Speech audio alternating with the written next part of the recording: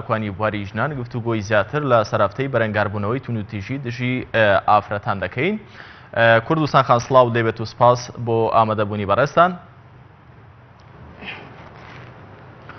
بەپی ئامارەکان چۆن هەڵسەنگاندن دەکەن بۆ تونوتیژەکانی سەر ئافرەتان؟ بەپی ئامارەکان ڕێژەکە لە ئێستادا زیادی کردووە یاخود بە پێچەوانەوەیە ڕێژەکە کەمی کردووە لەم ساڵدا؟ بسم الله الرحمن الرحیم. سپاس بۆ بەڕێستان. دیارە ئەمڕۆ کە 25 نۆڤەمبەرە لە جیهانە ئەم ڕۆژە یاخود بە ڕۆژی پرتەقاڵی ناسێنراوە بە ڕۆژی توندوتیژی دژی بە ئافرەتان ناسێنراوە. وە توندوتیژی هەموو ئەو جۆرە توندوتیژیانە ئەگرێتەوە کە بە هەر ئالێت و شێوازێک بکرێت و هەرێمی کوردستانیش بەدەر نییە لەو حاڵەتە توندوتیژیەکەوە بەرامبەر بە ئافرەتان کراوە. و بەپی ئامارەکانیش بەداخەوە ڕۆژانە توندوتیژی لە زیادبوونایە بە تایبەت بەرامبەر بە ڕەگەزی ئافرەتان. بەڵام باشە هەموو میدیاکان کوردستان خان باس لەوە دەکەن کە ساڵانە ئەگەرچی لە سۆشیال میدیا هەروەها بەگشتی لە میدیاکانەوە هاوڵاتیان وە تاک بە تایبەت ڕەگەزی بەرامبەر هۆش یار دەکرێتەوە لەسەرەوەی کە توندوتیژەکان دژی ئافرەتان کەم بکرێتەوە. بەڵام هۆکار چییە ساڵانە لە میدیاکان بەردەوام باسەوە دەکرێت کە توندوتیژەکان دژی ئافرەتان بەردەوام لە هەڵقشاندان؟ بەڵێ ئەو هۆکارانی کە ئەبێتە هۆی زیادبوونی توندوتیژی بە ئافرەتان دیارە هۆکارەکان زۆرن. ئەکرێ بڵێن یەک لەوانە تەکنەلۆژیایە کە لە هەرێمی کوردستانە بە شێوازێکی ڕەها لەبەردەستی خەڵکایە. ئەمە هۆکارێکە یاخود تێنەگەیشتن لە حەق و مافی یەکتری واتە ئافرەت بۆ پیا و یا پیا و بۆ ئافرەت. و ئەکرێ بڵێن هۆکارێکی تر کە بۆتە هۆکاری ئەو توندوتیژیانەی کە لە هەرێمی کوردستانە ئەبینرێت ئەو دراما ناوخۆیانەیەکەوە کاریگەری زۆر جدی هەیە لەسەر خێزان و تاکی کوردەواری. و لە هەمووشیان گرنگتر هۆکاری قەیرانی داراییە لە هەرێمی کوردستانە بەڕاستی کە ئەمە کاریگەریکی زۆری کردوتە سەر هەموو خێزان و تاکێکی ئەم کۆمەڵگایە و ئەمە وای کردووە کە خەڵک لە ڕووی نائارامی دەرونیەوە ئەو هۆکارە توندوتیژیانە دەستی ئەکات. چونکە هەموو توندوتیژیەک بە تەئکیدکەوە پاڵنەرێکی لە پشتە.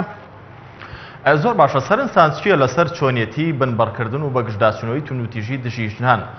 بەپێی ئەزمونەکانی ڕابردوو بەرنامە و پلانەکان توانیویانەکە لە ساڵانی ڕابردوودا ئەنجامێکی ئەرێنی بدەن بەدەستەوە؟ بەڵێ وەڵی خۆی ئەو شتانەی ئەو هۆکارانی کەوا بۆتە سەبەبی توندوتیژی ئەوکو باسمان کرد لە هۆکارەکانی توندوتیژیە ئەمانە بێ هەمووی چارەسەر بکرێت. بۆی ئێمە ڕێگری بکەین لەم حاڵەتە لەم توندوتیژیە پێویستە حکوومەت و ڕێکخراوەکان کۆمەڵێک پلان و بەرنامەی تۆکمە و باش دابنێن. بۆ منە پێویستە حکوومەت یاسایەک دەربکات کەوا هەموو ئەو شتانێک کە ئەبنە هۆکاری توندوتیژی یاسای بۆ دەرکات و سنووری بۆ دابنرێت. و پێویستە حکوومەت و ڕێکخراوەکان هۆشیاری زیاتر بڵاوکەنەوە لە کۆمەڵگای کوردیە بە تایبەتی هۆشیاری خێزانی کە خێزان هۆشیار نییە. ئەمانش کە هەموو هۆکارن بۆ مەسەلەی توندوتیژی. هۆکار چییە کە لە ئێستادا هۆشیاری خێزان لە ئاستێکدا کە بەردەوام توندوتیژیەکان دژی ئافرەتان لە زیادبووندا پێتان وانییە کە بەکارهێنانی میدیا لەمڕۆدا بە تایبەت سۆشیال میدیا میدیای ئەهلی یاخود ئەو میدیایی کە ڕاستەوخۆ تاک دەتوانێت بەکاری بهێنێت هۆکارێکە لەمڕۆدا بۆ زیادبوونی کێشەکان بە تایبەت زیادبوونی توندوتیژیەکان بەرامبەر بە ئافرەتان بە تایبەت؟ بە دڵنیایی وەکو باسمان کرد ڕاگەیاندن یاخود سۆسیال میدیا هۆکارێکی سەرەکیە. چونکە ئێستا لە هەرێمی کوردستانە کۆمەڵێک کەناڵ و بەرنامە هەیەکەوە هیچ قیەم و هیچ شۆڵیت سنوورێکی نییە بۆ پەخشکردنی ئەو دراما و ئەو بابەتانێکەوە پەخش ئەکرێت. ئەمانە هۆکار و کاریگەریەکی زۆری هەیە لەسەر خێزان کەوای کردووە خێزان عقلیەتی بەپێی ئەو درامای بەپێی ئەو شتە مامەڵە بکات و ژیانی خۆی بگونجێن لەگەڵ ئەو حاڵەتەیە کە ئەمەش دوجار ئەبێتە هۆی ئەوەی کە حاڵەتی توندوتیژی دروست بکات.